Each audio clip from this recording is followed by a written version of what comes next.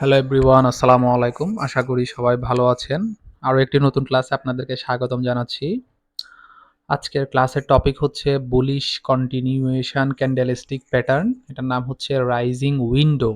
মানে রাইজিং উইন্ডোটা এমন হয় যে একটা বিগ ক্যান্ডেলের গ্যাপ আপ দিয়ে আরও একটা গ্রিন বিগ ক্যান্ডেল হয়। ওই যে আমরা একটু আগে যেটা পড়ছি ওইটার মতো বলতে পারেন, বাট এটাতে রেড ক্যান্ডেলটা থাকে না।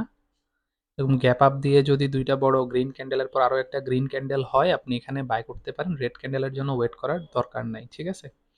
এটাকে বলে রাইজিং উইন্ডো। এখানে গ্যাপ হয় আর কি, বিগ গ্রিন ক্যান্ডেল বিগ আগেরটার কাছাকাছি প্রায়, ওখানে একটা রেড ক্যান্ডেল থাকে যেটা গ্যাপের মধ্যে ক্লোজ দেয়।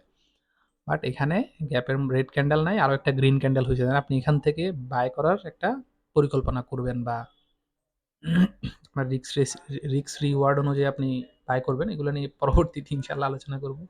মানে বিস্তারিত আলোচনা চলে আসতে চাচ্ছে, বাট আমি করতেছি না, কারণ হচ্ছে আপনাদেরকে এখন আমি ইন্ট্রোডিউস করাচ্ছি ক্যান্ডেলস্টিক প্যাটার্নগুলো কেমন হয়।